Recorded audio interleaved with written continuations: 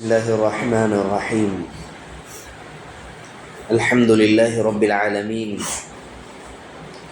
والصلاة والسلام على رسوله الكريم. أما بعد، قال النبي صلى الله عليه وسلم: وفتحت أبواب الجنة فلم يغلق منها باب.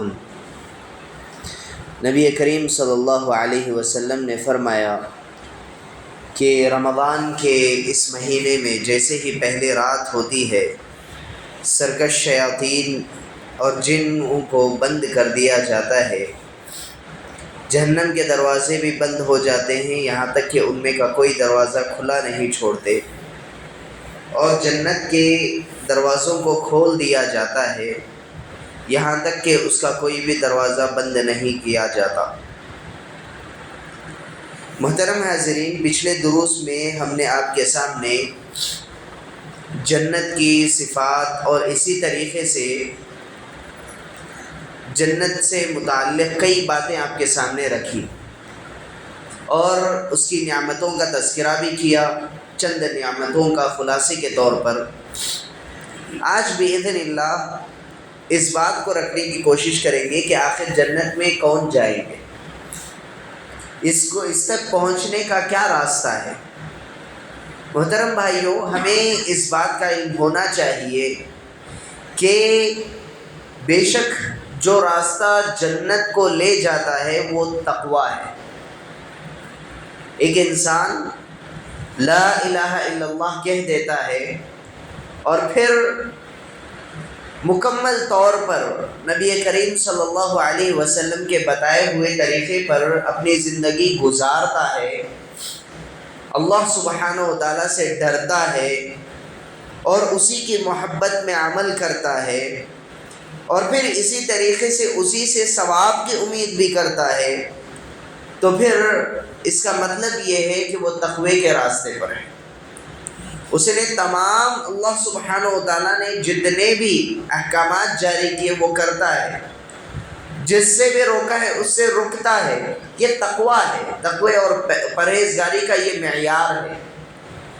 محترم حاضرین، متقین انہی کو کہا جاتا ہے جو تقوی کو اختیار کرتے ہیں، اور یہی لوگ جنت میں داخل ہونے والے ہیں۔ اللہ تعالیٰ نے کئی مقامات پر اس کا تذکرہ کیا۔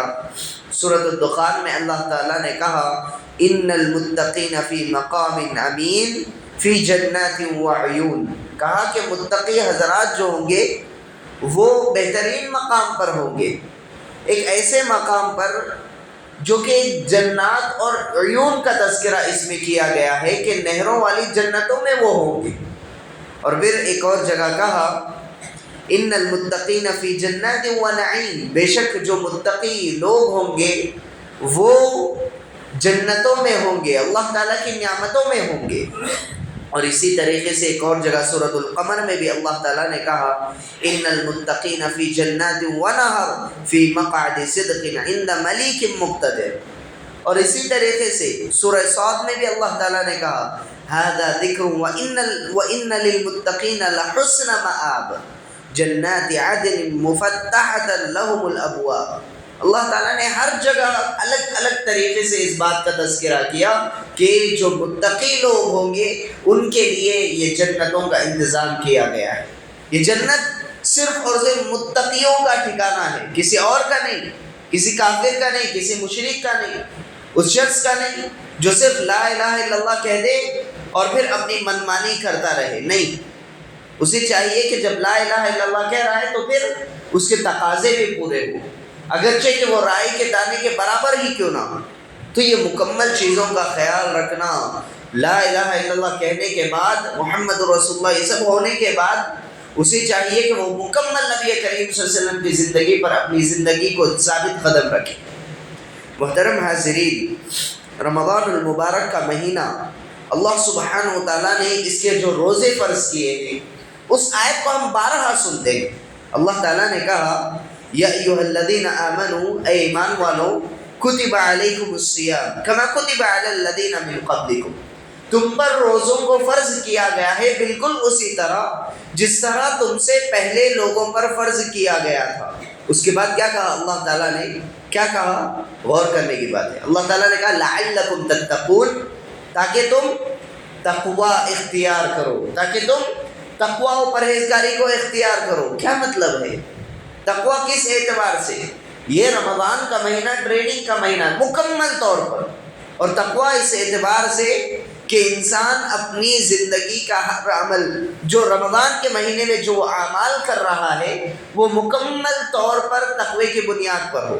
اللہ تعالیٰ نے جو جو کرنے کا حکم دیا ہے، روزہ رکھنا ہے، روزے کے حالت میں کیا کرنا ہے، کن چیزوں سے اجتناب کرنا ہے، اور پھر اسی کو رکھتے ہوئے مکمل زندگی گزارنا ہے. پورا سال اسی پر باقی رہنے کا نام روزہ ہے، اور پھر اسی کا نام تقوی دیا گیا ہے. محترم حاضرین، اس بات کو سمجھنے کی ضرورت ہے. اللہ تعالیٰ نے جو تقوی کہا ہے نا، تقوی کا مطلب کیا ہے آخر؟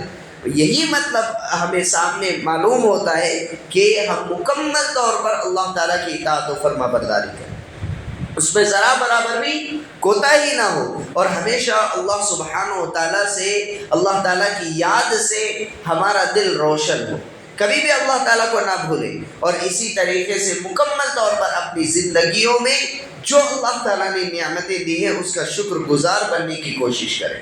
اور شکر گزاری کیسے ممکن ہے؟ اللہ تعالیٰ کی عبادت اور اللہ سبحانہ و تعالیٰ نے جو طریقہ کہا ہے اس پر نبی کریم صلی اللہ علیہ وسلم کی زبانی اس پر اپنے آپ کو رکھا جائے، یہی تقوی کا معیار ہے.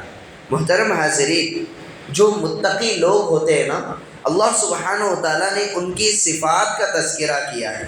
ذرا اٹھا کر کے دیکھیں سورہ آل عمران کو. میں بس یہاں کی کچھ آیتوں کو آپ کے سامنے رکھوں گا.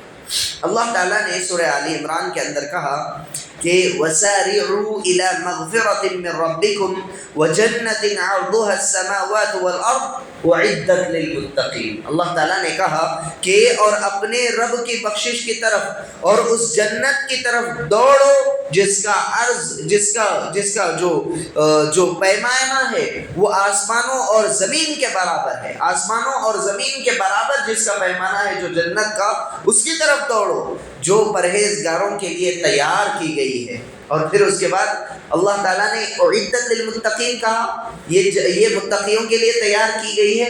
اب اس کے بعد اللہ تعالیٰ نے کہا کہ المتقین کون ہیں، متقی کون ہے. اللہ تعالیٰ نے ذرا آگے کی آیتوں پر غور کریں. اللہ تعالیٰ نے کہا الذین ينفقون فی السراء والضراء والکاظمین الغیظ والعافین عن الناس واللہ یحب المحسنین. اللہ تعالیٰ نے کہا جو لوگ آسانی میں اور سختی کے موقع پر بھی اللہ سبحانہ و تعالیٰ کے راستے میں خرچ کرتے ہیں، غصہ پینے والے ہیں، لوگوں سے درگزر کرنے والے ہیں، معافی کو عام رکھتے ہیں، کہا کہ اللہ نیکوکاروں سے محبت کرتا ہے.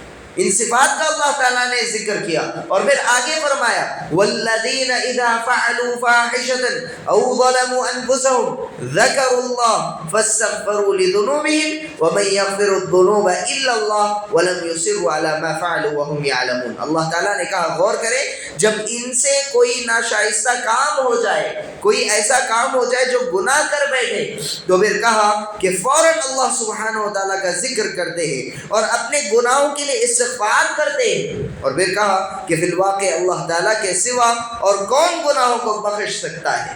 کون ہے جو اللہ تعالیٰ کے علاوہ کوئی گناہوں سے بخش سکتا ہے؟ وہ لوگ باوجود علم کے کسی برے کام پر اڑ نہیں جاتے بلکہ اللہ سبحانہ و تعالیٰ کی طرف لوٹتے ہیں. اب آگے اللہ تعالیٰ نے کہا اولئک جزاؤہم مغفرۃ من ربہم، کہا کہ ان کا بدلہ یہ ہے کہ اللہ سبحانہ و تعالیٰ کی جانب سے انہیں مغفرت سے نوازا جاتا ہے. وجنات تجری من تحتها الانہار خالدین فیہا ونعم اجر العاملین. اور کہا کہ جنتیں ہیں ان کے لیے جن کے نیچے نہریں بہتی ہوں گی جن میں وہ ہمیشہ رہیں گے. ان نیک کاموں کے کرنے والوں کا ثواب کیا ہی اچھا ہے. سبحان اللہ. محترم حاضرین، تو اس سے پتہ چلا کہ جو متقی لوگ ہوتے ہیں نا وہ کون ہوتے ہیں؟ مکمل طور پر بحیثیت انسان گناہ سرزد ہو جائے تو اللہ تعالیٰ کی یاد سے، اللہ سبحانہ و تعالیٰ کے خوف سے وہ فوری طور پر توبہ اور استغفار کر لیتے ہیں۔ ایک تو گناہوں سے اجتناب کرتے ہیں، اگر بحیثیت انسان گناہ ہو جائے تو پھر اللہ سبحانہ و تعالیٰ کی طرف رجوع کرتے ہیں، اور اسی طریقے سے اللہ سبحانہ و تعالیٰ کے راستے میں خرچ کرتے ہیں۔ اللہ سبحانہ و تعالیٰ نے جن جن احکام کو نازل کیا ہے، نبی کو دے کر بھیجا ہے، اس پر عمل کرتے ہیں، تو یہی متقی لوگ ہیں، اور انہی کا ٹھکانہ اس جنت کا ہے جس جنت کے دروازے آج کھلے ہوئے ہیں، جس جنت کے سارے دروازے کھلے ہوئے ہیں، اور یہ پورا مہینہ کھلے رہیں گے اور ہمیشہ کھلے رہیں گے، ایسا نہیں کہ بند ہوں گے، لیکن یہ جو خاص فضیلت اس مہینے کی ہے تو پھر یہ اسی شخص کے لیے ہے جو واقعتاً اللہ سبحانہ و تعالیٰ کے خاطر متقی بننا چاہتا ہے اور اس راستے کو اختیار کرنا چاہتا ہے، اور اسے اختیار کرتے ہوئے اللہ سبحانہ و تعالیٰ کی جنت میں داخل ہونا چاہتا ہے۔ اللہ سبحانہ و تعالیٰ سے دعا ہے کہ اللہ سبحانہ و تعالیٰ ہم تمام کو جنت الفردوس میں جگہ نصیب کرے، اور جب تک اس دنیا میں رکھے عزت کے ساتھ زندہ رکھے، نبی کریم صلی اللہ علیہ وسلم کے طریقے پر چلائے۔